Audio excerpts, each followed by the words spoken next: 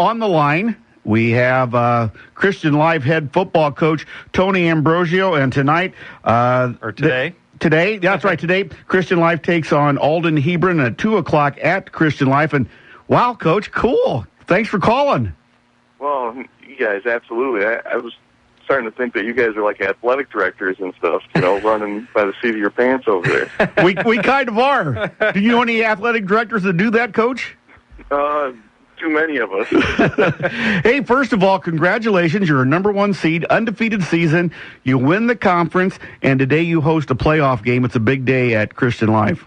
Oh, absolutely. We're, the fans and the kids and the coaches, we've worked hard to this point, and, the whole community, over there at Christian Life's looking forward to it. Kind of take us through that journey, because when you got there a few years ago, it wasn't necessarily a realistic goal maybe when you look at it, and you had some tough teams in the conference that you've had to overcome, and it really is a big deal there for you guys.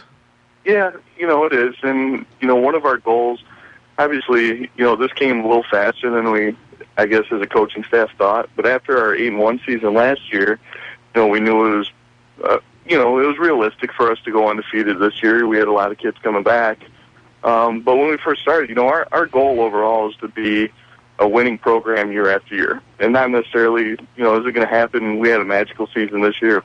We go 9-0, but just to be in the conversation every year. Get those 6 wins, 7 wins. Not just struggling at 3-4 wins every single season. We change a lot of things up. Our kids are very, very dedicated, and I don't know if they were as dedicated when I was an assistant. I don't know if that was pushed on them enough to be in the weight room and do some of the things that we do now. But, I tell you, it's just a testament to our kids that are playing right now and the coaching staff. What I like about it when I've been into Christian Life games is you're the head coach, but you let your other coaches, your assistants, also do their job and coach, and you guys kind of work together as a squad. Because I noticed after the post-game talk, a lot of the coaches get to talk and say things. Is that a key to your program, is being like a big family that works together? Oh, absolutely. And my whole thing is I wouldn't hire these coaches if they didn't know what they're doing. And they're grown men. All these guys have been around football, played college football, coached for a long time. So, my thing is, hey, get in there, coach. You know what you're doing. We set up real early in the season what schemes we're going to put in, how we're going to run stuff, what calls we're going to make, and we, work together as a group. And then, if I need to ratify something, I do. But for the most part, I think we're on the same page right now. And I think that does, that you don't have any inner strife going on between coaches, and kids pick up on that kind of stuff. So everybody works together and, does their job. I think a big difference for your team this year is you have a lot more diversity on offense, but it really starts with Brady Pond. He does a good job running and throwing and makes a lot of great decisions. Just how special has he been for your team? Oh, I've told you before, Matt, he's done good things for our team. He's come a long way. Yeah. From his sophomore year when I threw him in there to now, I used to get the look backs from him too, saying, really, we're going to run this play again? Because he was young and, maybe he was getting a little beat up more than he wanted, but now, he's turned that all around. He's worked hard as well. He came off of shoulder surgery last year. He's worked his tail off. And so is the rest of the team. And I think he leads them pretty well, by example. He's kind of like Tom Brady, isn't he? Kind of just leads you guys. He goes out there, does his job, and kind of thinks, well, that's what I'm supposed to do. Yeah, no, it is. It is, and it's been a lot of fun on this ride. This, especially on the point that we've been at, in certain games. And, there's been points where he'll just look at me and he'll run back to the huddle because he knows what I'm going to call anyhow. So. You look at today's game. On the one hand, it's nice to have a rematch of a game you guys won easily, but how tough is it maybe to get your team motivated, especially in a situation where now anything can happen on any given Saturday, and if you lose today, it's done. Oh, absolutely. They're a dangerous team. He probably has. I know their coach. John Lawler has watched us live at least 3 times, 4 times, and who knows how many tapes he has on by this point in the season. So, yeah, they're a dangerous team. They know what we do. And, on that side, we've gave it to them the last couple I don't want to say years, played them, so I'm sure they're looking for revenge, and it is. I don't want to look past anybody, and we haven't even talked about next week with our kids. We've been focused with this week and this week only. Your offensive running game has really helped Brady Pond out a lot, but I think Brady helps them as well. Has it been a good mixture for you this year, Coach? Yeah, no, absolutely. Well, Brady leads the team in rushing. His, I want to say 16 rushing touchdowns as well, wow. 15 passing touchdowns. So, we've had balance there, and he's got guys to help him out. We got fast guys that can get outside, and then we got, we bring in Russell Nelson, and now they're running back Nate Richmond. They're two different guys, too, a slasher and a pounder.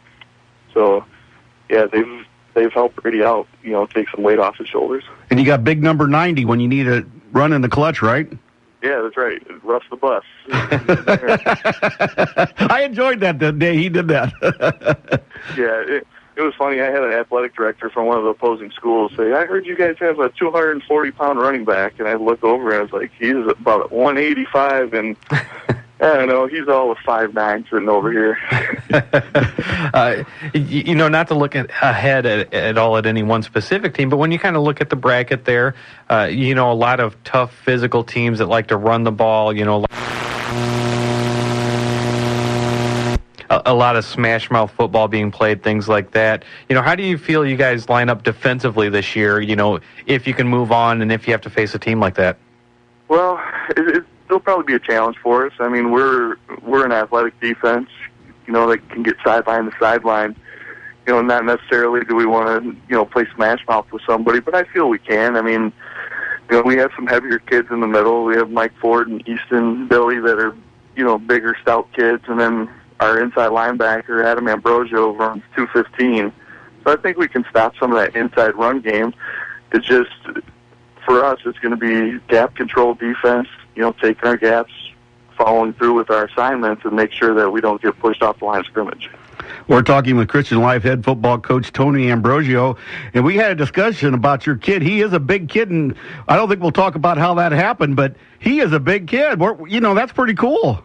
Yeah, no, absolutely. For, like you said, Dave, for us little guys, it's nice having a son that's that big, but, that goes to his head, too, because he'll put his elbow on my shoulder and say he's a big guy, but that's okay. I'll let him get away with it sometimes. Another nice potential weapon you guys have, especially in the playoffs when you might have a tight game, is you guys have a kicker this year, Nate Whitaker, who does a really good job of, he's got some good leg on him there. Yeah, no, we've been fortunate the last couple of years to recruit some of these soccer players that were former football players in their previous life, I guess, to come back out and kick for us. So Nate does have a big leg. I think he ended up the year with 9 touchbacks. It was something ridiculous. He had quite a few PATs. It's like, I want to say in the 30s for PATs, that he made. So he's done a nice, where we've struggled is when he wasn't there, when he was at soccer matches, waiting for him to come back. Because he's done that a couple times. It's been real nice. And, in playoffs, it's really important to have good special teams. That can be a difference, especially in a tight game. Yep. No, we rep our special teams a lot. We don't want to, what we don't want to happen is what got us last year when we were playing Ackland and we not being able to punt or not punting in a game situation for like 5 games, I think it was. And then we come in the Ackland situation and kind of, bumble the ball around. So we don't want that to happen. I was going to say, do you have to fight that sometimes when you're maybe, some of the games you had this year when you were blowing a team out or whatever, where you probably could go for it on like a 4th and 1, 4th and 2. Do you kind of fight that sometimes saying, we could probably get this, but maybe we need to punt just to kind of work on those kind of things? Yeah, we did that in the last game against Mooseheart. There were some situations where we were across the 50, and we could have easily gone for it. I'm not saying that we would have converted it because you still have to run the play, but, I maybe ran some plays in the 3rd and 8 situation, 3rd and long situation that I knew that the kids would have to execute perfectly to, convert that first down. And then, if we're a little short, we did punt there. So, yeah, you have to work on that stuff. It's just part of the game that it's going to happen once you get into a tight game. Can you put your AD hat on real fast before I let you go, Coach? Sure. Any changes next year in how the football schedule might look at Christian Life and the conference and everything? And are you still looking at that and discussing it? Will that be something you'll talk about maybe down the road a little bit? Absolutely. There's a possibility for some change. We're waiting a couple weeks here into November, and I'd possibly let you know. Yeah, there's been a lot of talk. You know how I think you wrote it before, where football drives the conferences. Yeah. Mm-hmm. So there's been talk at our AD meeting, and we had a couple weeks back, and that's just the, I guess, necessary evil of high school football, is everybody's looking for them 5 wins so they can have a chance to get in the playoffs. But at this point, I can't really say anything, if that's going to change. I love it. I made Coach Tony Ambrogio speechless. Is that good? Well, I just have to bite my tongue for a little bit. Attaboy. I like you. You know that? Do you like being an AD before I let you go? You know what? It's not bad. I like it because, you get to see the other programs. You get to see the other programs at other schools and how they run stuff.